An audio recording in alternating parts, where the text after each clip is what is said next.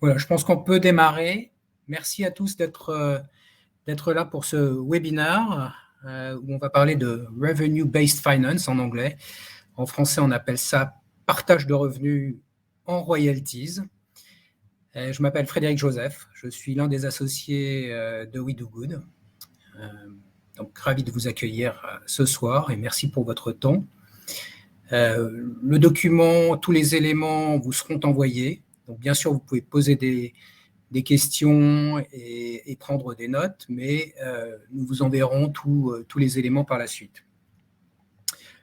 Donc, je m'appelle Frédéric Joseph, je viens de le dire, je suis associé chez We Do Good. Je suis aussi investisseur dans différents projets. Je suis business angel. Et donc, vous pourrez me poser toutes les questions que vous souhaiterez sur l'investissement, sur les modalités d'investissement et notamment, évidemment, les modalités d'investissement en RBF. Puisque l'objectif de cette formation, de ce webinaire, c'est évidemment de faire en sorte que vous y voyez plus clair sur la manière d'investir en RBF, en partage de revenus, et de voir comment cela peut s'opérer sur notre plateforme We Do Good. Vous pouvez me mettre d'ailleurs, si vous le souhaitez, votre niveau d'expertise en investissement dans le chat. Comme ça, je pourrais éventuellement moduler, ajuster ma présentation en fonction de votre niveau d'expertise. Donc, je le disais, c'est un webinaire qui est focalisé sur les investisseurs. Si vous avez des questions qui concernent les porteurs de projets, les entrepreneurs, quel est l'intérêt du RBF pour les porteurs de projets, bien évidemment, n'hésitez pas à me poser ces questions également et je tâcherai d'y répondre.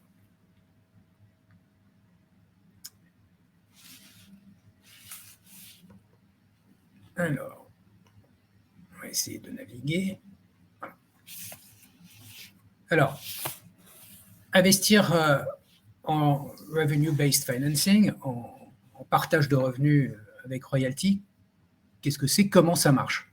Bien, tout d'abord, très simplement, l'investissement en partage de revenus, c'est un investissement qui s'effectue contre un pourcentage du chiffre d'affaires futur du projet. Donc, à l'inverse d'un investissement traditionnel en capital, vous connaissez peut-être l'investissement en capital, dans lequel vous prenez des parts dans l'entreprise. Là, vous ne prenez pas de part de l'entreprise, vous prenez un engagement de la part du porteur de projet sur un reversement d'un pourcentage de son chiffre d'affaires futur. L'objectif, évidemment, c'est d'être remboursé de cet investissement qui est associé à un multiple. Donc, si vous investissez 100, vous recevez 100 factorisé par un certain multiple. On verra ça tout à l'heure dans le cadre des investissements sur la plateforme We Do Good. L'avantage de ce type d'investissement, c'est que c'est un investissement qui est liquide. Qu'est-ce que ça signifie? Ça signifie que vous avez un retour sur cet investissement sous forme de royalties. J'ai employé ce mot tout à l'heure, de royalties, c'est-à-dire un reversement d'une part du chiffre d'affaires qui s'effectue de manière trimestrielle. Donc, c'est un investissement liquide. C'est plus liquide, je dirais, qu'un investissement traditionnel en capital sur lequel vous avez un retour au moment d'un mouvement d'associés, au moment d'un mouvement de capital. Là, tous les trimestres, il y a un point sur le chiffre d'affaires du porteur de projet et vous avez un pourcentage de ce chiffre d'affaires qui vous est reversé donc, de manière trimestrielle. C'est pour ça que je disais que c'était liquide. Ce retour sur investissement, il est rapide, trimestriel, et il est échelonné sur toute la durée du contrat. Donc, chez We Do Good, les contrats, par défaut, sont des contrats de 5 ans. Donc, tous les trimestres, vous recevez un pourcentage du chiffre d'affaires sous forme de royalties. Alors, évidemment, attention, je le précise et je le préciserai de nouveau tout à l'heure, il y a toujours un risque de perte de capital. Que tout investissement, eh bien, c'est un investissement à risque. Et si le projet ne performe pas comme comme il est prévu initialement, mais il y a un risque de perte de capital. Donc ça, c'est vraiment très important de le noter.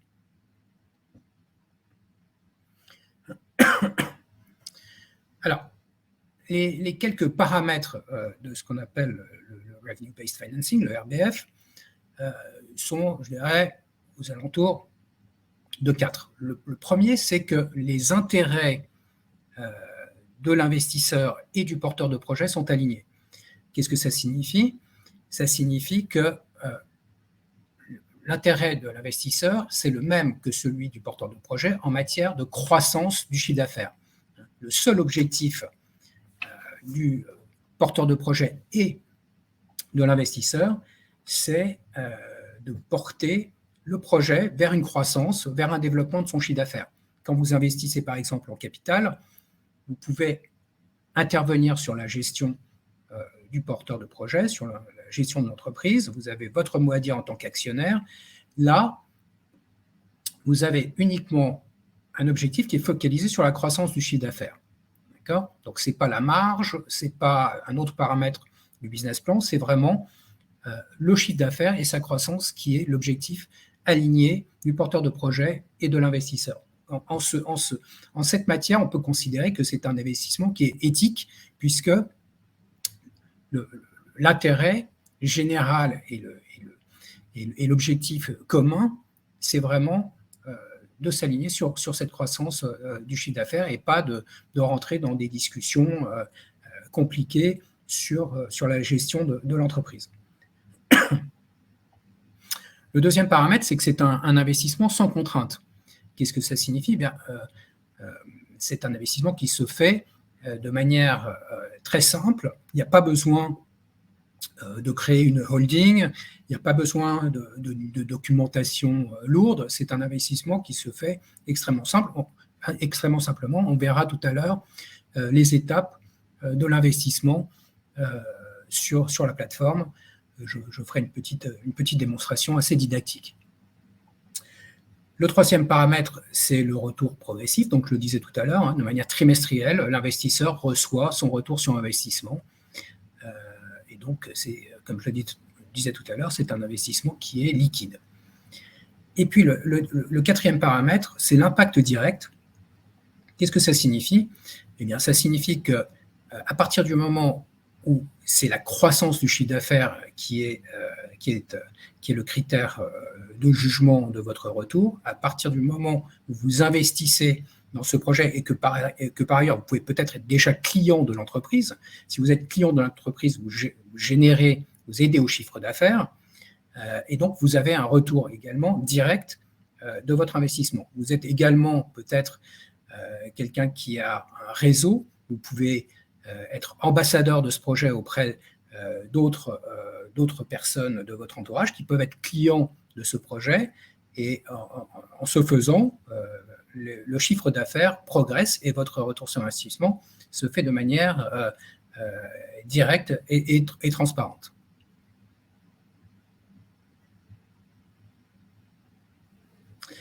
Alors, en termes de volume de marché, on peut considérer que le marché du RBF, c'est un marché de l'ordre de 400 millions de dollars.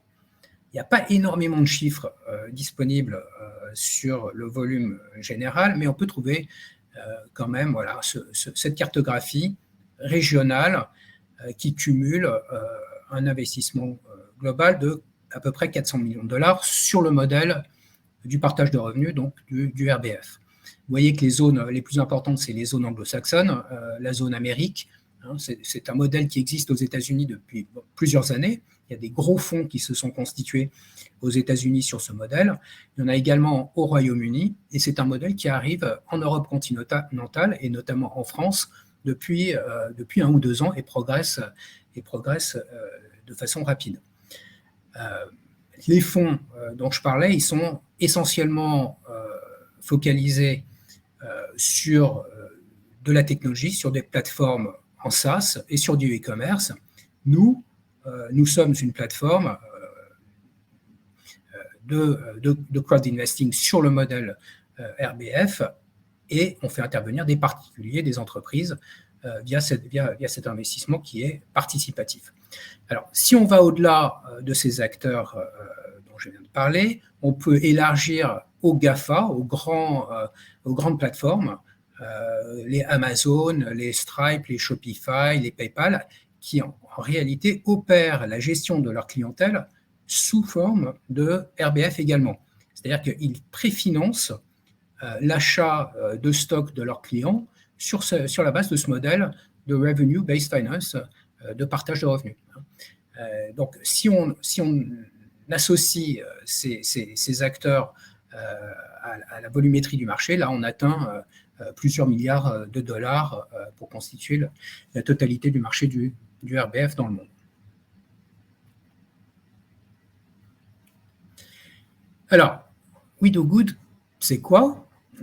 C'est une plateforme, je le disais, de financement participatif, de crowd investing, où on met en rapport des projets et des investisseurs. Donc, vous pourrez aller voir la plateforme peut-être à l'issue de ce webinaire. Je ne veux pas vous perdre, donc ne le faites pas immédiatement en parallèle de ce webinaire, mais je vous invite à le faire dès que le webinaire sera terminé. En quelques chiffres, comment se situe We Do Good? On a levé un peu plus de 10 millions d'euros sur la plateforme. On a financé un peu plus de 200 entreprises à ce jour. 136 de ces entreprises génèrent des royalties, donc génèrent du chiffre d'affaires qui est reversé à ces investisseurs. Donc, vous en avez à peu près une soixantaine qui sont encore en cours de constitution de chiffre d'affaires, qui n'ont pas encore généré de chiffre d'affaires. Mais à partir du moment où une entreprise génère 1 euro de chiffre d'affaires, elle reverse des royalties à hauteur de l'investissement de chacun dans ce projet. Sur la plateforme, il y a à peu près 8000 investisseurs qui transitent. On a à peu près 8000 investisseurs qui ont investi dans des projets sur 41 pays et dont une partie de personnes morales. Donc, c'est une grande partie, une majorité de personnes privées, mais il y a aussi également environ 250 à 300 personnes morales qui investissent sur la plateforme. Au-delà des investissements qu'on a pu opérer, on est aussi très satisfait de voir que à l'issue de ces levées de fonds, les entreprises, les projets que l'on a fait financer ont recruté, ont créé des emplois. Donc, près de 230 emplois à ce jour ont été créés via le financement de ces